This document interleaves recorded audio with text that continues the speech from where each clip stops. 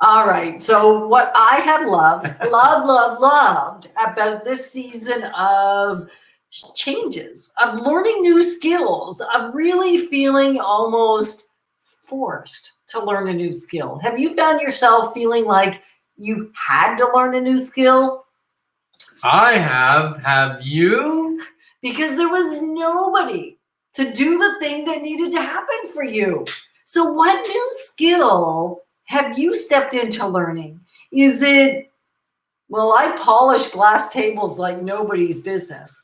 This is a new skill that I've taken to a new level because I'm working from home and we have glass office desks and we have glass eating counters, and in the fueling station it's all shiny, shiny. So I have learned how to polish like never before. Is that because you don't have a cleaner? Yeah. Yeah. So you learned to buy a robot. I did. I learned to buy a robot to do the vacuuming. Now, his name is Robbie.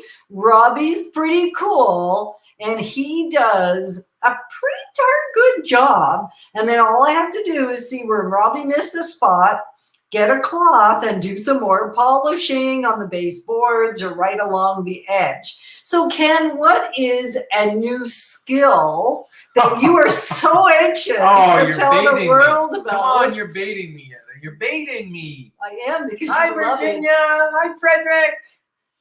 And what did I learn? I learned to do this. This right here. Huh? What do you think? A little bit of highlighting, a little cutting. Oh, you're messing it up. You didn't learn how to style it right. Yeah, no.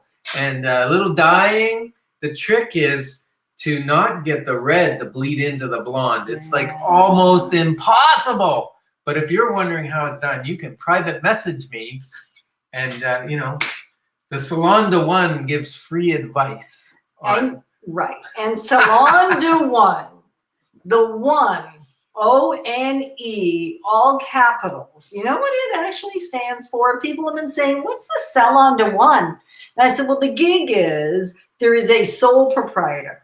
The sole proprietor is Ken Decker. He's the service provider. He is the one that provides all of the accounting. He does his own bookkeeping. He buys the supplies and he provides the service. He has the location.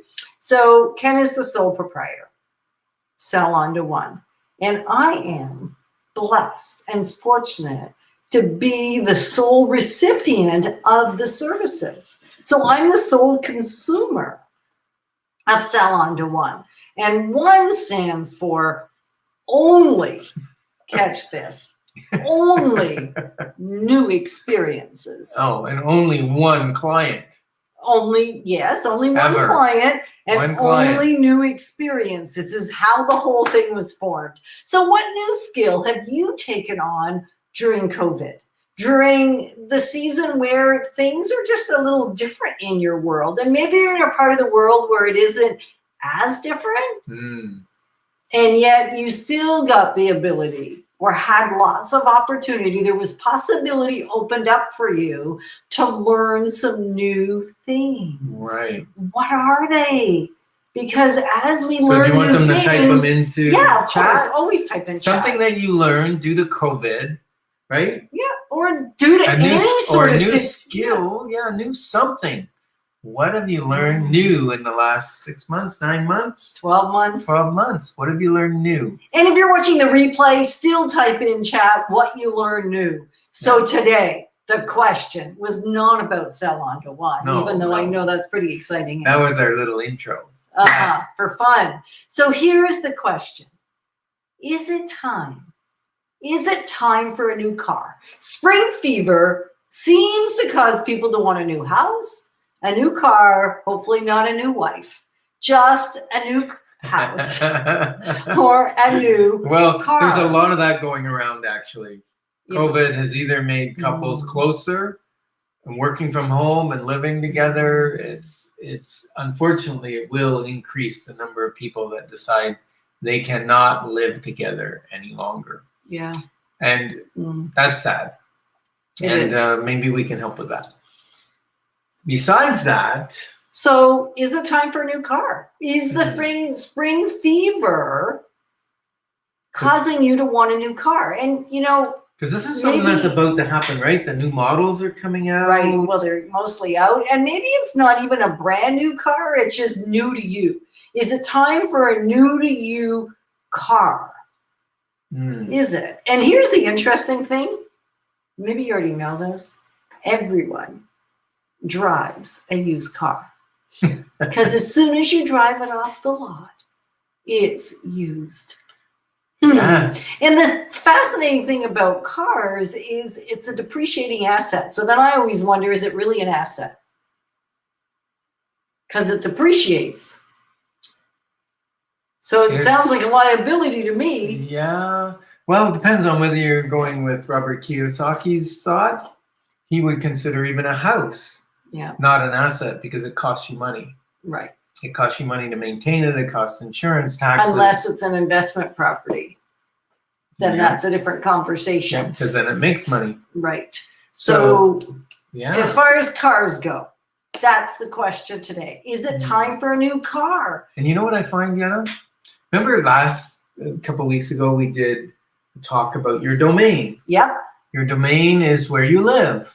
And for many of us, we spend a lot of time in our car. And we live in our car, some of us. And you know how I can tell you live in your car?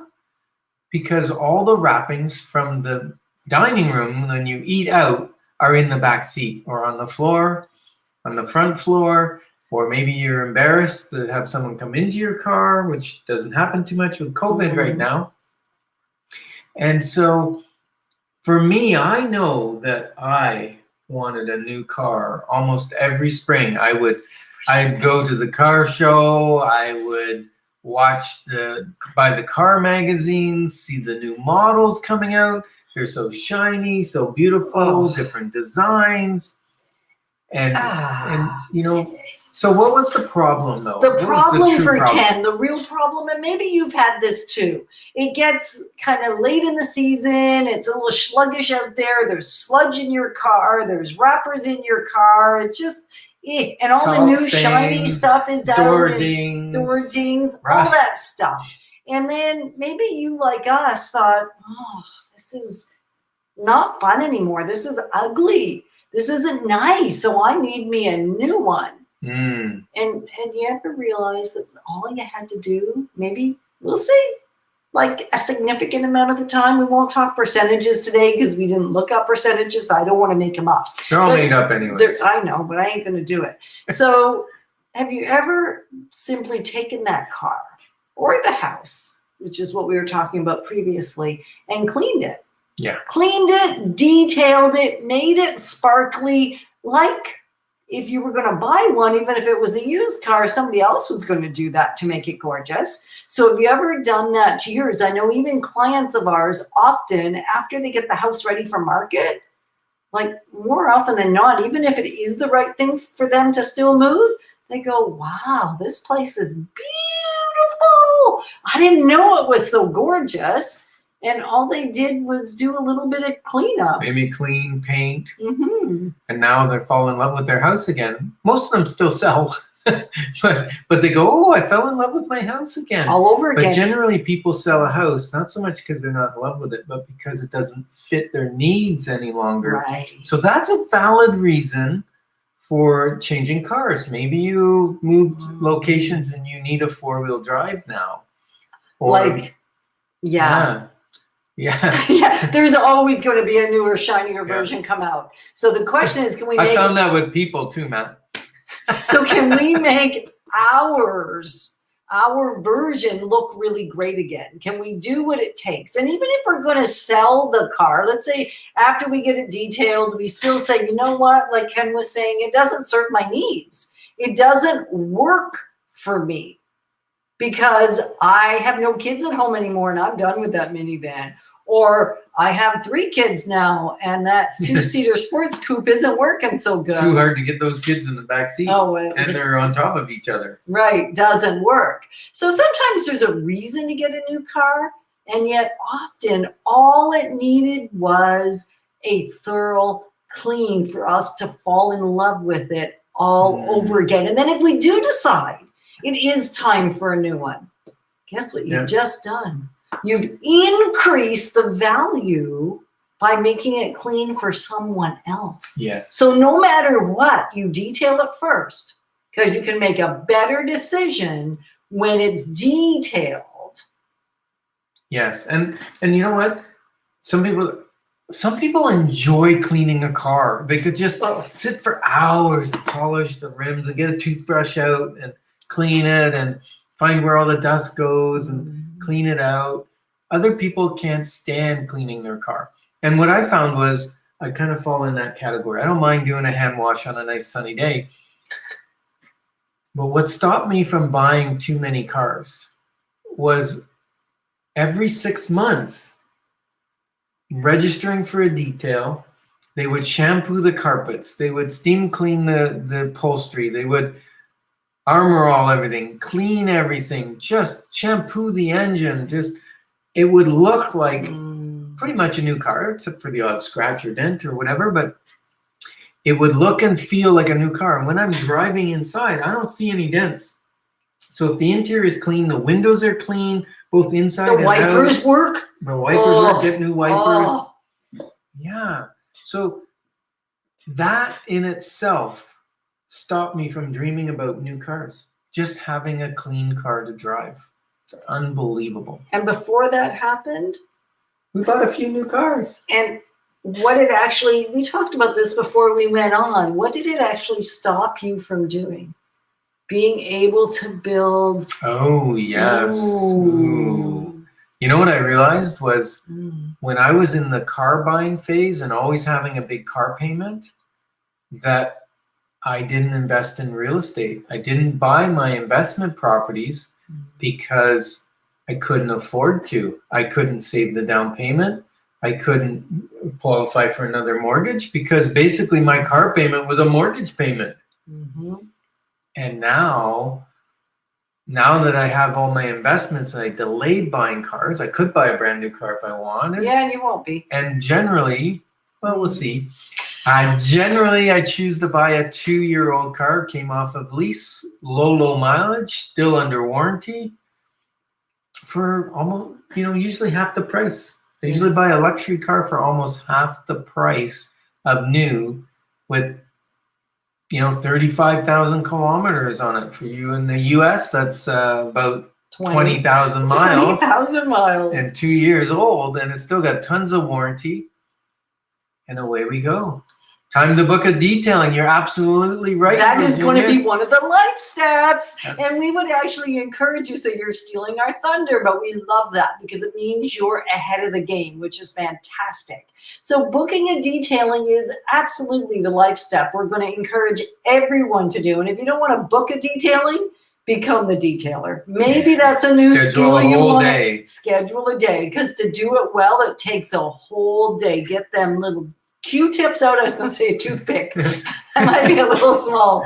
Q-tips out and get the brushes out. The little. But you know what I found is sometimes there's stains in the carpet, stains in the. I can't get them out with my equipment, my knowledge, my chemicals. Like sometimes it takes someone with real knowledge to take pen off your leather upholstery or clean up the visor where someone tried to throw an apple core out and hit the side of the car and sprayed apple all over it. I wonder who that was. I don't know. I don't know either. So viability, that is one of the reasons where you might say, I'm done with it, because the repairs are costing you more than it would cost you for payments. And maybe it's now the car isn't even worth more than $2,000 and you're spending $1,000 a month on repairs or every 6 months. And now all of a sudden we got a reverse financial situation happening. And so it may be time, but it's so much easier to see it once the car is under control. Yeah, when it's clean, you can make a valid decision. And by the way, you'll get more money for it if you trade it in or sell it and it's clean and detailed. You'll get more money for it. And maybe it's just you've worn it out. Maybe it's rusted. It's not safe anymore. Right. Then out it goes. And then sometimes the car runs great, but you just don't, it's bumpy, it pulls to the side or whatever, it's noisy. It looks like this when I'm in the car sometimes. Yeah. And so maybe it's just maintenance. Maybe it's changed some shocks. Maybe it's balanced the tires, align the wheels, change your tires, and maybe change your brakes because they're squealing or your discs are warped. So when you go to brake, it's doing this to you. Oh, I love that, Andrea's gonna Andrea. become a Becoming a detailer, detailer. this is the year. Because here's the reality. When it's detail season, which is end of March, April typically, kind of at this point, you kind of want to let the snow go, the slush go, the ice go. So somewhere between March and April. Some years when I'm attempted to book those appointments, They're full. have to wait 2 weeks, 3 weeks, For a 4 month. weeks for a detail appointment. Are you kidding me? So detailing is not a bad business. And there's some really great car washes out there now that you can get a membership to, and for very inexpensive, you can wash your car every couple days if you want. If you want. And there's inside heated bays where you can hand wash if you want. There's all kinds of options now because keeping it clean is cheaper than replacing it. Right. And I love what Frederick said. He's put a couple of comments up saying, you know, through the 31 Life Step journey, one of the things he learned was how to actually, it was just a new thought that as I care for my car better, I enjoy it more. It actually changes my energy, changes my mood, and I've changed that habit so that I get more out of my car and more out of me just from having a clean car. Yep. I like clean cars so much that every once in a while I take Yetta's car in to have it clean just so that it's nice and clean. And because when we're in her car together, guess who's driving? Me. And that's when I notice that things are out of round or it's vibrating or it's pulling. Because I don't know, you just put up with that for some reason. I don't even know if you notice. Sometimes. And sometimes it's nothing more. And this is a check for everybody that lives in the deep north. Yeah. Is just check inside your wheel wells. Is the reason the car's yanking this way or yanking this way or just a little unstable simply because there's ice buildup? Sometimes I've thought I had a flat. Or sometimes, some ice. like yesterday, my car was vibrating and it was in the seat, which tells me it's the back wheels are vibrating, not the front wheels. Because front wheels, it would be in the steering wheel. And I realized, we had like 10 inches of snow, and I probably got snow packed in my rim, and it's actually causing the wheel to be out of balance, so it vibrates at highway speed. Now it settled down, the snow must have come out, but watch for that. And Matt, in California, maybe you get a little sand in your wheel well or something. I don't know what kind of problem you have in California. You don't have the snow issues that we do. Right? So the one step is book your detailing. Book your detailing or become a detailer or call a friend or hire your kids or book a day off to detail. I mean, there's so many different ways to do it, but basically do a detail. And then I'm going to encourage you to take Frederick's counsel. He's saying it changed everything when he went through the 31 Life Step journey, just even making one shift. Changing how we do one thing seems to change how we do everything. So if you're thinking you're ready for an up level, things are good, and you're just thinking, I wouldn't mind if they were just even better, then we're going to encourage you to go over to 31 Life Step. It'll be here right now, 31 Life Step journey, and join us on a journey of just thinking afresh and new with some of the things in your life. And a lot of them are just reminders, and yet somehow a reminder is often all we need to shift the thing that's causing us angst, even like getting a car when we don't need one. Because remember, everyone is driving a used car. Yeah. So we're so grateful to be your advocates on this journey of one life step after another, turning our life into life exponential. Thank you for being on the journey and allowing us, giving us a space to share our hearts and our insights, because together we go so much further.